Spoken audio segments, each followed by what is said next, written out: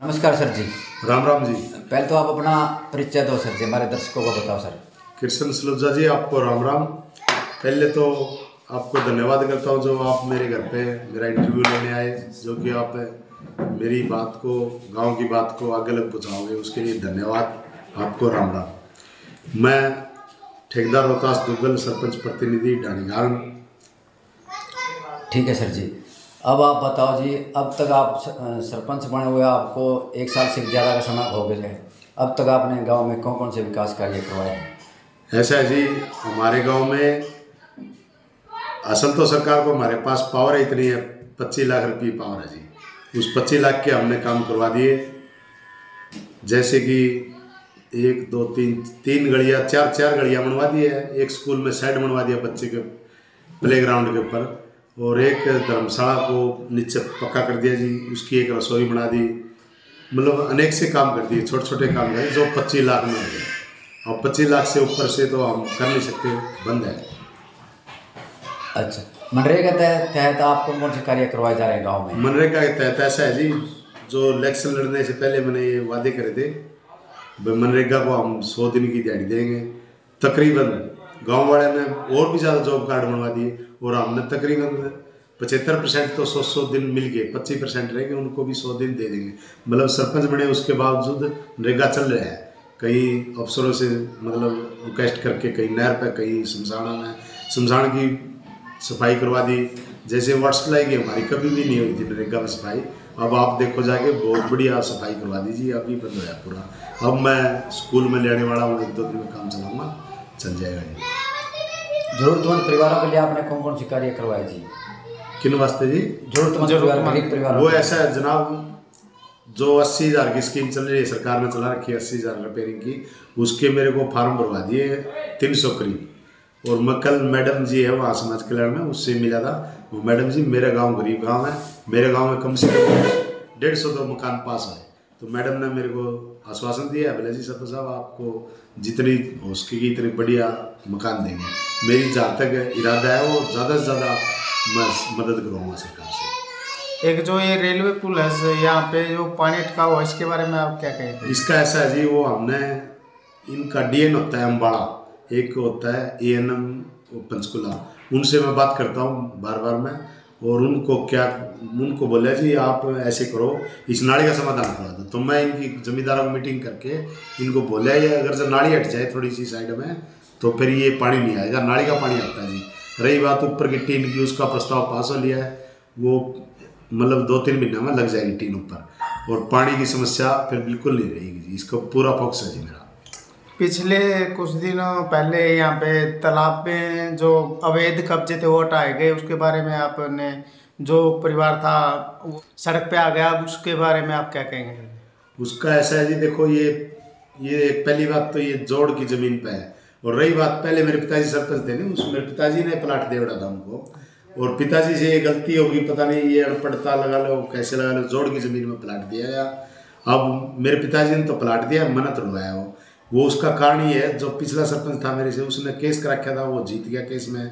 उसने 16-17 पहले मकान तोड़वाए थे, 3 रह गए थे, वह 3 मना तोड़ने पड़े। मतलब मैं ना तोड़ के राजी तो भी तोड़ने पड़े, क्योंकि ऑर्डर थे सरकार के। अब उसके लिए तो मैं एसडीएम साहब से मिला था, डीसी साहब से मिला था, माजी इनको कुछ सहायता, तो वो मना कर गया, बोला नहीं जी आप आपके लेवल पे दे सकते हो भाईचारा में, बाकी सरकार की कुछ नहीं मिला, क्योंकि ये कसूरदार इन्होंने कब्जा कर रखा था। अब इसकी कोई मदद नहीं कर सकते। फिर आप पंचायत की तरफ से उनकी क्या मदद करोगे सर? वो तो पंचायत की तरफ से कैसे करे जी, हम तो हमारे ऊपर तो वो दरखास्त लगा रहे हैं। परसों भी डीसी साहब के जा रहे थे, उससे पहला बीडीओ ब्लॉक में जा रहे थे जी। मतलब वो इनको पता है इस बात का, ये गलती से नहीं है तारी, मतलब ये तो नजायज कब्जा टूटना था, फिर भी हमारी शिकायत कर रहे हैं, गाड़ बक रहे हैं, वो कर रहे हैं। बताओ कैसे करेंगे? मतलब जैसे 3 थे जी मकान, 2 नहीं थे। एक चौकीदार का था, ये बैठा साइड में, इसका मकान, एक उसका सुनार था, उसका भाई कृष्ण है, उसका मकान भी इन 2 बार तो खाली कर दिया था अपना आप मेरे कहने से। बोले जी ठीक है हम खाली कर देते हैं। वह एक लेडीज अड़ गई, उसको खाली नहीं करा, तो प्रशासन द्वारा वो खाली करवाया गया। अब बताओ इस चौकीदार को, मतलब हम गांव मदद कर रहे हैं, इसको गांव इकट्ठे करके चंदा वगैरह, इसको एक प्लाट दवाएंगे, उसको मकान बनवाएंगे। तो इस तरह वही भाईचारा से गांव के अगर और तो उनको भी सहायता मिलती थी। मैं उनको बोला था, माँ भाई गांव को इकट्ठा करो, तुम गांव से चंदा मांगो, सहायता मांगो। उनने उल्टे जवाब दिए, भैया हम तो कोई भिखारी थोड़ी है। हमारी 41 प्लाट कट रहे हैं वहाँ बदौड़ की ज़मीन जो हमारी है, उसमें 1.5 किला में। उन 41 प्लाटों के अंदर इनके भी है, चौकीदार के, सुनारा के, इनके है। इनको अगर वो ट्रांसफ़र हो गई यहाँ आती है हमारी ज़मीन, तो उसमें मैं प्लाट दे दूँगा उनके, क्योंकि उनके तो है, उनकी रजिस्ट्री है। उसके ऊपर ये मकान बना ले, कुछ सहयोग होगा तो हम भी दे देंगे। जोड़ में गंदगी भरी पड़ी है, पास में स्कूल है, वहाँ स्मेल भी आती होगी जनाब। क्या क्या करना? वो ऐसा है जी जनाब, हमारे गांव में 2 जोड़ है, एक छोटा जोड़ है, चड्डू बोलते हैं उसको, और एक बड़ा है। वो पानी पियाने के लायक तो था, वो गंदा पानी का पानी उसमें जाने लगा, उस वजह से वो गंदा हुआ।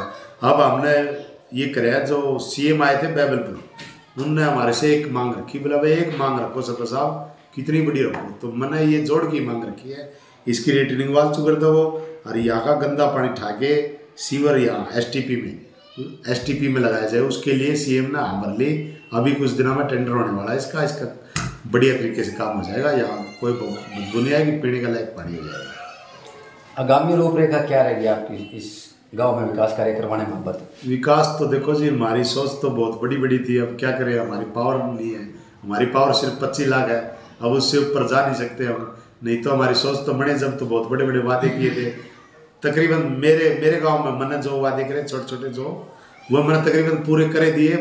जैसे एक गेट बनने लग रहा है मेरा यहाँ पे डाणी बरवाड़ा रोड पे, उसके ऊपर तार हट रहे हैं थोड़े, वो तार हट जाएगा 1-2 दिन में, वो कंप्लीट हो जाएगा। और कल भी जैसे कमल गुप्ता जी आए थे डाणी खान बहादुर, उसको मैं मांग पत्र रखा है, हमारे चारों रास्ता पे गेट, द्वार गेट बनने चाहिए, एक शमशान पे स्वागत गेट बनना चाहिए।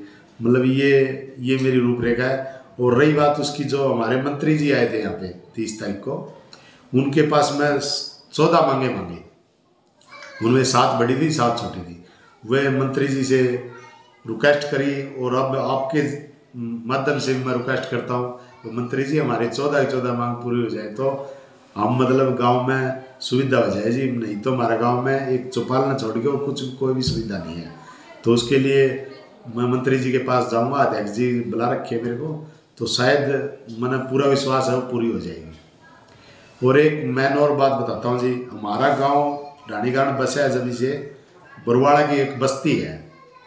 जैसे बरवाड़ा अलग गांव का हमारे गांव का दर्जा नहीं है, जैसे गांव का नंबर नहीं है, हमारा गांव बरवाड़ा के रूरल में आता है, मजरा बोलते हैं उसको। उसकी हमने फाइल लगा रखी, कई दिन हो गए, पिछला सरपंच ने भी कोशिश करी थी उसकी, वह भी लगा रखी थी फाइल। उसे फाइल को मैं ध्यान में रखते हुए आगे चलाई, तो वो फाइल 1-2 दिन में क्लियर हो जाएगी। तो हमारे गांव की ज़मीन जो बसते हैं लोग, वो नगर पालिका नाम है, वो ढाणीगान का नाम हो जाएगी। एक तो हमारे गांव में ये खुशी की बात है। दूसरी बात, एक हमारे गांव में ढाणीगान का नाम, जो हमारे 30 साल पहले एक मंत्री जी थे, उनने श्री हंसनगर रखा था, वो उसकी किसी कारणवश नाम नहीं चेंज हो पाया। उसको मैं गांव वालों की मदद से उसके नाम से मैंने श्री हंसनगर की बजाय हंसनगर करवा के उसकी फाइल डाली, वह चंडीगढ़ डाली। उसके लिए भी 5-4 दिन में वह लेटर भी आ जाएगा, तो हमारे गांव का नाम हंसनगर हो जाएगा। ये भी बहुत गांव के लिए बढ़िया बात है। एक तीसरी बात, और अधवस्त अलग जैसे नंबर, वो नंबर की फाइल है उसके साथ ही अटैच हुआ भी कर दी, वह भी कुछ दिनों में आने वाली है। फिर रहेगी जी, मेरा मकसद ये है, जैसे हमारे गांव की एक 16 किले ज़मीन बदौड़ के पास है, उस पर थोड़ा थोड़ा कब्जा एक चलता, छोटा मोटा है, मतलब ऐसा नहीं है कब्जा है। वो एक वकील है वहाँ, उसने कब्जा करवा रखा था उसके पिताजी ने, वो उसमें थोड़ी एप्लीकेशन लगा देता है, मतलब ऐसा कुछ नहीं। तो वो उस ज़मीन को मैं ट्रांसफ़र करना चाहता हूँ यहाँ, तो जो ट्रांसफ़र करूँगा तो उनको लेटर चाहिए। तो उसके लिए मैं चंडीगढ़ गया था, मैं जज करा वकील करा के है, उसकी तारीख है एक तो मतलब 5-7 दिन में 10 दिन में वो तारीख होते ही क्लियर वो लेटर हमारे को मिल जाए, तो हम उस ज़मीन को यहाँ ट्रांसफ़र करके उसके अंदर एक स्टेडियम बनाना चाहते हैं। 4 किले के अंदर खेल स्टेडियम, 1 किला में गौशाला बनाना चाहते हैं, 1.5 किला में वहाँ कॉलोनियाँ कट रही है, गरीबों की कॉलोनियाँ, उस कॉलोनिया को भी इधर ले आके ज़मीन को इसके अंदर काटते हैं, मतलब जो कि कॉलोनिया में पब्लिक बस सके। वहाँ तो कोई जा नहीं सकता, वह तो 3-4 किलोमीटर दूर है। तो हमारे को ये बातें चल रही है गांव में, मैंने भी चला रखी गांव में, मतलब यहाँ बदौड़ की ज़मीन है और वे वो भदौड़िया दे दें, भदौड़िया के हम ले लें, ये ट्रांसफ़र करवा लें, ये भी सिलसिला चल रहा है। सर जी सुनने में आता जी अब ये बबली मंत्री के खिलाफ रैली होने वाली टोहाना में, इसकी रूपरेखा क्या चल रही है सर सभी सरपंचों की? वो तो ऐसा है जी, सरपंचों की रैली है 5 तारीख की। वो रैली तो हम तो हमारे अधिकार मांग रहे हैं, वो करना पड़ेगा, वो एक अलग बात है। गांव का विकास एक अलग बात है, गांव का विकास भी करना पड़ेगा हमें और हमारा अधिकार भी मांगना पड़ेगा। अब मेरे पास पैसे पड़े हैं, मैं उसको बरत नहीं सकता क्योंकि मेरी पावर नहीं है। 25 लाख की पावर थी।